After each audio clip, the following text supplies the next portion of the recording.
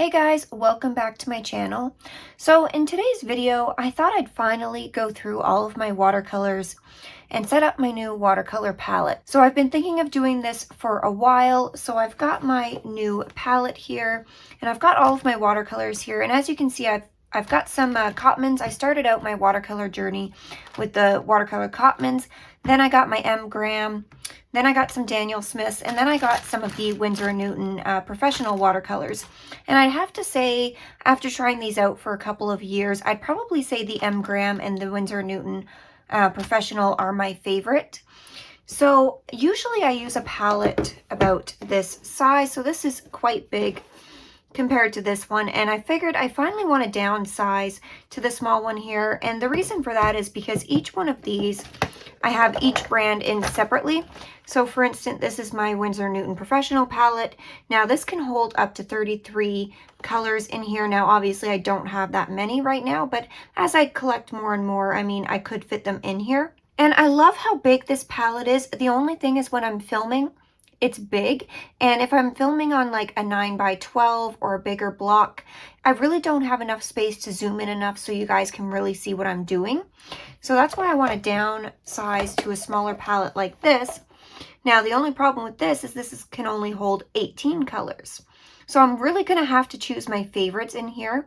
And my goal for this palette is to make it a little bit more versatile. So I want to be able to do basically any kind of a painting that I want. So if you guys follow my videos or if you're on my Patreon, you know I like to paint things like cakes and cookies. I've also done animals. I've done landscapes. I'm getting into portraits right now. I'm sort of trying to teach myself how to paint portraits, and then obviously I'll be coming to you guys with that information, but I want to have a very versatile palette. And I find sometimes when I'm just using just the brands alone, I don't have all the colors that I really want. Of course, you can mix them all, but at this point, I do like having some of the convenience colors. Now, if you have a smaller size palette, I did do a watercolor for beginners series, and I did a whole mixing video just showing you with a basic set of Cotman colors. I think we only used maybe 7 to 9 colors for that video. I think 6 was like the bare minimum, and then we added a 7th and then a couple convenience if you wanted. But I'll definitely link that video or that whole series down below, because I take you from everything through the supplies, the color mixing, all the techniques and stuff that I use, and then we do a painting at the end. That being said, I do want to use colors from other brands as well. And just so you guys can see the colors here out swatched, I do like to swatch all of my colors on my Arches cold pressed paper. This is my favorite paper to use with my watercolors, although I obviously do use other papers as well. But I like to have them all swatched out, so I'll just show you guys so you guys can pause the video and see the colors for themselves. But these are the Winsor Newton Professionals. This is my Graham set. Now I started with the 10 color set, and then I just added colors because I really liked them. The neutral tint is from the Winsor Newton set though. I love that color so much that I've added it to all of my palettes. So that's that. This is the Cotman watercolors. Now you can see I have quite a bit of them. The only color in this set that I still absolutely love is the cerulean blue hue. And I'll just show you here between the cerulean blue from the Professional and the cerulean blue from the Cotman. This one does granulate just ever so slightly, and it's not quite as a light, like very light fluffy blue color as this one is.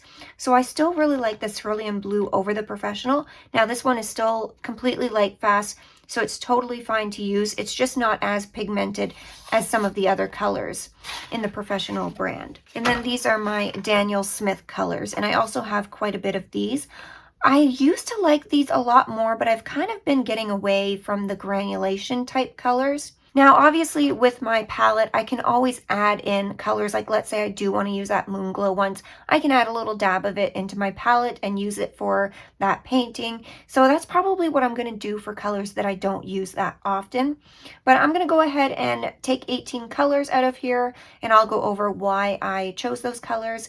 And then we'll swatch them all out and go from there. Okay, so as predicted, I've got a lot of my Graham and Winsor Newton colors that I've picked out for this palette, and I have gone ahead and picked out the full 18 colors. Now, one little Daniel Smith color has made its way in here, and this is the deep sap green, and I absolutely love this color, and it's non-granulating as well, so that'll be nice for a nice dark deep green color.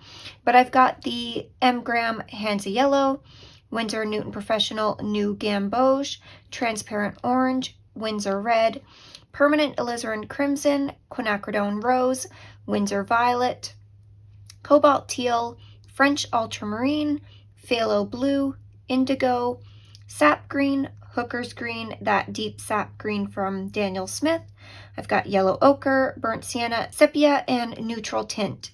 Now, you'll notice that I don't have black in this set, and I don't really use black all that much, but I can use my sepia and my neutral tint to mix a really nice dark black, so I'm okay not including black in this.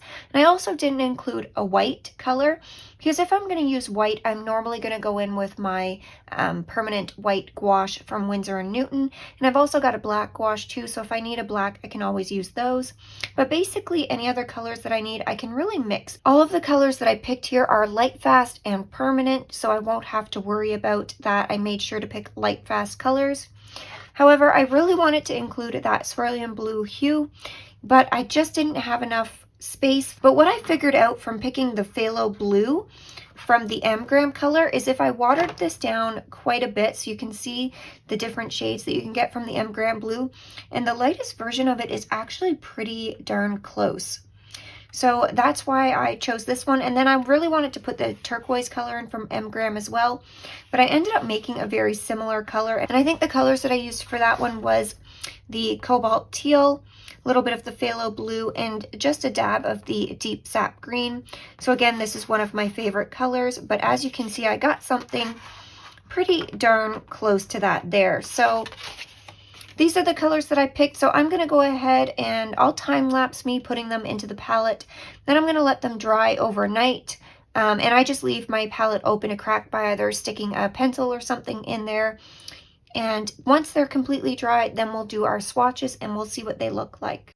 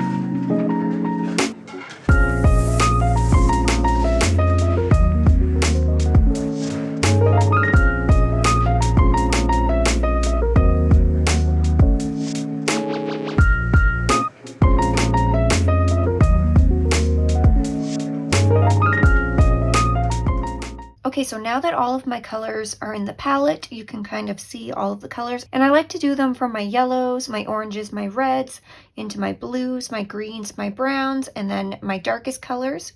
So I'm going to go ahead and let this dry overnight, and then we'll do our swatches tomorrow. I just wanted to show you guys too, while you're doing your swatches, if any of them come out a little bit chunky like this sepia one did, I just take like a paper clip and I kind of fold it out so that there's a long point.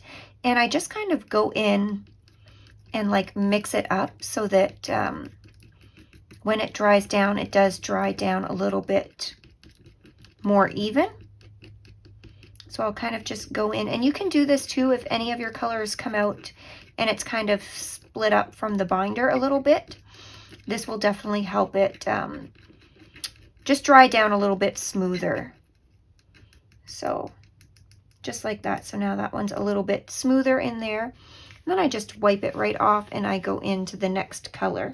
So I've gone ahead and done that with the yellow one as well. And this blue one here, it was kind of split from the binder just a little bit. So I just go in and just give it a little mix like that. So I'm going to go ahead and let these dry. Okay, so this is what the palette looks like once all of the colors have dried. Now all of them have dried down, but the Graham ones have dried like just ever so slightly tacky, but they're still dried down enough. Now I did go ahead and add one more color here, and this is the Daniel Smith Buff Titanium. And I forgot that I wanted to give this a try. I had just recently picked this up. So I went ahead and made a separate little swatch card here for this one. And I'll leave it in my palette for now and see how I like it. So I'm going to go ahead and time lapse me doing the swatches here.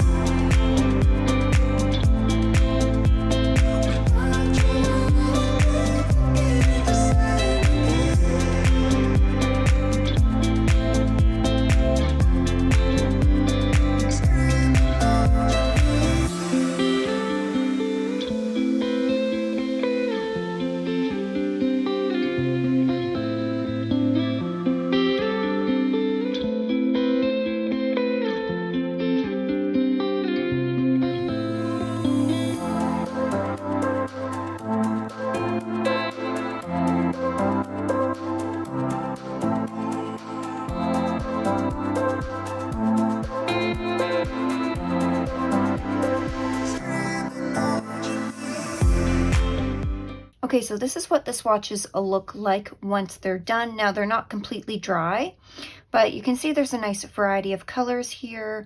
And I was having a really hard time choosing between the blues and the greens, and I feel like I picked colors that were all slightly different. So I hope you guys enjoyed this video. Let me know if you would have added any different colors to your palette. Now, mind you, I only had 18 colors to choose. Oh, and this is what the Buff Titanium from Daniel Smith looked like as well. So I'll put that there. So I guess it's 20 colors in all because I do want to try this color out. It is a pretty unique color from what I understand. So I'm going to be trying to use this palette much more often. And if you are following my tutorials on Patreon or even here on YouTube, you don't have to have the exact same brands or even the exact same colors as me. Just try to pick some colors that are similar. Thank you guys so much for watching, and as always, I will see you in the next one.